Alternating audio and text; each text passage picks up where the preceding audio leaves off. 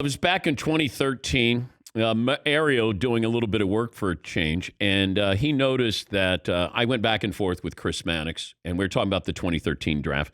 The Cavaliers had the number one pick, and Anthony Bennett out of UNLV, he was the kind of guy that I could watch UNLV play and not know he was on the floor. But he kind of came out of nowhere, and he was a hot prospect, and the Cavs were, going to take him number one overall. This is how it sounded 2013 here on the Dan Patrick Show. Yeah, I don't know about the pick, but, coming off shoulder surgeries, packed on 20, 25 well, pounds. Who would you have picked? I would have taken Oladipo. Oh, you're crazy. I want you to somebody save this recording and save that one, because Oladipo, to me, I think he's overrated. I really do. I mean, I think he's a good player if you're picking in the 10 to 12 range, but the fact that Orlando passed up on Ben McLemore for Victor Oladipo just boggles my mind. Okay, wait a minute. How about we have a bet for dinner? Who becomes an all-star first, Anthony Bennett or Victor Oladipo? I'll even take you one step further. I'll say Ben McLemore or Victor Oladipo. No, I'm not. Oh, no, just our bet. So Chris Mannix never paid up on the bet, but Mannix joins us now. Mannix, got anything to say? There are occasions that I make good predictions. When? None come to mind at the moment. By the way, your T-shirt says Spain is stacked. That goes back to another one of your great predictions. You were anti-American back then when you said Spain was going to take the gold medal, I think, right? I just feel like the U.S. team back in 2012 was being given a magic carpet ride to the gold medal. You had to watch out for the Gasol brothers. That's all I was trying to say. Paulie, Spain is stacked. I mean, they're a team with, several. Paulie, do we have any moments where Mannix had a good prediction? Not yet. Okay. All right. Well, there's still time. Still time, Chris. Okay. But yeah, if you want to pay up on dinner sometime, if we get a chance to get together. And you know what? How about you just ship some steaks there, and then I'll have dinner here and you have dinner there, so we'll have dinner together. Yeah, we can all. Vermont is open, Dan. We can come on up and we'll. Cheaper. Right. So we're getting closer to the bubble, and as Paulie used the analogy, it's like when you're getting married. Like you get engaged and then you spend all this time of, flowers, and you got to have rehearsal dinner and all the. That's what the NBA's been doing. Now they're getting ready to walk down the aisle here. Now there are real concerns here. How confident are you that that we have an NBA champion this year? I'm fairly confident we will have an NBA champion this year. At this point, I have no idea what that process is going to look like. I think it's unavoidable to have significant players shut down because of the coronavirus. I think it might be unavoidable to have an entire team decimated because of the spread of coronavirus. This isn't just conjecture, Dan. As someone that covers boxing, I'm watching what Top Rank is going through in Las Vegas, in Nevada, which is one of the best commissions in sports in the States. And they're dealing with fighters dropping out left and right. So I look at that as evidence, and I see 150 people in a top-ranked boxing bubble versus 1,000 plus in an NBA bubble. And I just have to assume that you're going to have outbreaks. The question is going to be, what's the NBA's breaking point? At what point will they say, look, we've got to shut it down for 2 weeks. We'll pick it back up again, but this has to stop. Yeah, I wonder about the help. Those who come in and clean, those who are cooking, like that, those people aren't, they're not sequestered here. They're not quarantined. And I wonder about that, though, Chris. It's a fair question to wonder. And I mean, look, the NBA's got that hotline set up, which is basically a rat line. Like you're just trying to, rat on people that are breaking violations.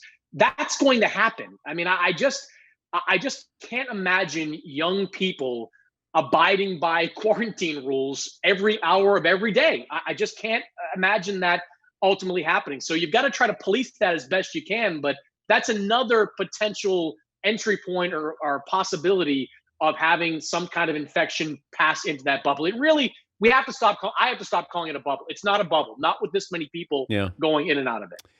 The Nets, what kind of concerns do you think the league has of them actually fielding a team to go to Orlando? They'll field the team, but it's gotten kind of goofy in Brooklyn, at least in the mind of some of the people I've talked to at the league level. Like, there are things you obviously understand. You understand Avery Bradley dealing with a family issue, Trevor Ariza, a custody issue. Even, to be frank, Davis Bertans, who is on a team that's not going to win anything, saying, you know what, I got a $10 to $12 million per year contract coming my way this offseason. I'm not risking it to go there. But you have Nets players in DeAndre Jordan, Spencer Dinwiddie, that are effectively ruling themselves out of Orlando before the team even travels to Orlando. That's something I think the league has something of a problem with. Nobody's denying that they're dealing with stuff right now, but evidence shows, after a couple of weeks, players can get past this and get back onto the court. The Nets, who are a team, by the way, that let's not forget, if they miss the playoffs, they keep their first round pick. So, a lot of people are wondering if that's in the mind of Brooklyn as they prepare to move forward. He's Chris Mannix, senior writer for Sports Illustrated. If I told you that a team that consisted of JaVale McGee, Dion Waiters, Rajon Rondo, and J.R. Smith would be competing for a championship this year, be the favorites for a championship this year, what would you have said? I would have said you're nuts, but you'd have to have told me that LeBron and Anthony Davis were part of that as well. I mean, I don't think JR is going to play. I mean, I look at the Lakers and there's some depth at that guard spot. I mean, Danny Green's a great playoff performer. You look at the plus minus numbers, Dan. Alex Caruso and LeBron James play excellent together. And Caruso's had one of those quiet, sort of semi-breakout seasons in LA. JR, to me, is break glass in case of emergency. Like, that's who you go to in case another injury happens. The McGee stuff, though, Rob Pelinka spoke yesterday, and we still don't know the status of Dwight Howard yet. And it's amazing, but Dwight Howard will be a huge loss for the Lakers. I mean, he was an 18 to 25 minute per game type of guy that was playing excellent this year. So if he can't go, that takes away some of the Lakers' interior strength. It forces Anthony Davis to play out of position more than he wants to. That, to me, is just as significant a question as Avery Bradley. Any star players bailing, aside from the ones that we've met? I mean, true star players. I know they have concerns, but is anybody bailing? No, not that I know of. And, it's the kind of thing you check in with teams with all the time. But at least at the very highest of levels, it's all systems are go for those top-level players. I do believe, from talking to different agents and teams, that there are still some, mid-level role type players for different reasons that are considering not going. But the highest of level guys, they are all still going. You think we're starting in 4 weeks? Yeah. I mean, look, I think, I think it'll be interesting to see what happens in that quarantine period where NBA teams go down there and they're in Orlando, but they're not in the bubble, just yet. And, by the time the season starts, could we see a run on infections during the travel time when teams are down there?